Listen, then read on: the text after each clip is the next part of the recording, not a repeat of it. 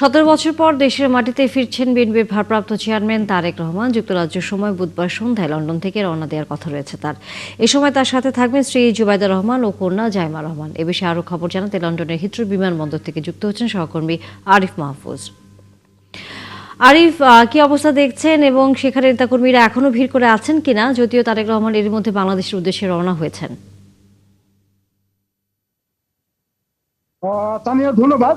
আপনি বলে ফেলেছেন ইতিমধ্যে তারেক রহমান দেশের পথে রওনা হয়ে গেছেন। এক্স্যাক্টলি তাকে তিনি যে বিমানটিতে যাচ্ছেন, বাংলাদেশ বিমানের 202 ফ্লাইটটি, সেটি লন্ডন হিথ্রো এয়ারপোর্ট থেকে এক্স্যাক্টলি লন্ডন সময় 6টা 23 মিনিটে টেক অফ করেছে। এর আগে কিন্তু তিনি লন্ডন সময় বিকাল 4টা 18 মিনিটে হিথ্রো বিমানবন্দর এলাকায় এসে পৌঁছেন, গাড়ি পার্ক করেন, তারপরে ভিতরে ঢোকেন। ঢোকার পরে ইমিগ্রেশন প্রসেস কমপ্লিট হয়। এরপরে ভিআইপি লাউঞ্জে কিছুক্ষণ ছিলেন। তারপরে কিন্তু অনবোর্ড হন এবং তারপরে কিন্তু বিমানটি টেক অফ করে, এবং এই বিমানটি আগামীকাল সকাল বাংলাদেশ সময় 9টা 55 মিনিটে ওসমানী বিমানবন্দর সিলেটে অবতরণ করবে। সেখানে কিছুক্ষণ হয়তো যাত্রী তারা নামাবে, এরপরে কিন্তু ঢাকার উদ্দেশ্যে রওনা দেবে এবং বাংলাদেশ সময় সকাল 11টা 55 মিনিটে সেখানে পৌঁছার কথা।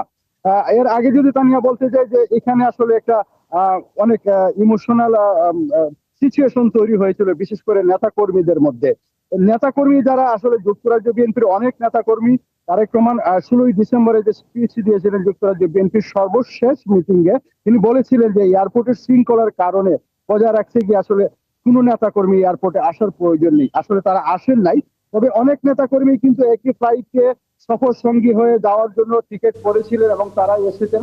তাদের কাছ থেকে আমরা অনেক প্রতিক্রিয়া পেয়েছি, যদিও তারা সাথেই যাচ্ছেন বাংলাদেশে, কিন্তু তারা বলছেন যে আসলে এখানে দীর্ঘ 18 বছর নির্বাসনে ছিলেন তারেক রহমান, এবং এইখান থেকেই কিন্তু তিনি বাংলাদেশের দলের জন্য কাজ করেছেন, গণতন্ত্রের জন্য কাজ করেছেন, দলকে আসলে নির্দেশনা দিয়েছেন, এবং যুক্তরাজ্য বিএনপির প্রতিটি মিটিং এ এখানে কিন্তু কার্যক্রমে তিনি যোগ দিয়েছেন। যখন ফেসিবাদ আমল ছিল, হাসিনা সরকারের শাসন আমল ছিল, তখন কিন্তু তারেক রহমানের বাংলাদেশে ভাষণ লেখা, সংবাদ কিন্তু নিষিদ্ধ ছিল। তারপরে এখানে মিটিং এ তিনি যখন অ্যাটেন্ড করতেন, হয়তো সোশ্যাল মিডিয়ার মাধ্যমে এগুলো প্রচার হতো। তো এইখানে শুধু বিএনপির নেতা কর্মী নয়, কমিউনিটির মধ্যে অনেক ধরনের কথা আসলে সবাই বলছে, সবাই কিন্তু ইমোশনাল। সবাই বলছেন যে তিনি একজন নেতা হিসেবে লন্ডনে দীর্ঘদিন নির্বাসিত ছিলেন, সবার সাথে ভালো একটা সম্পর্ক গড়ে উঠেছে।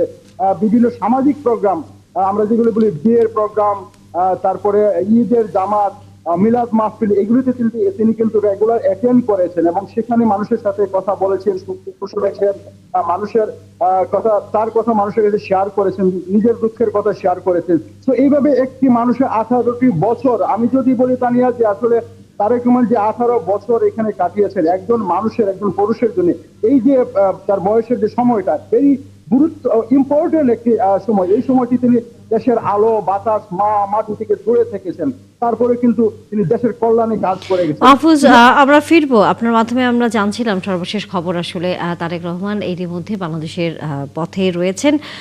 হিথ্রো বিমানবন্দর থেকে তাকে বহনকারী বিমানটি এরই মধ্যে বাংলাদেশের উদ্দেশ্যে রওনা হয়ে গেছে।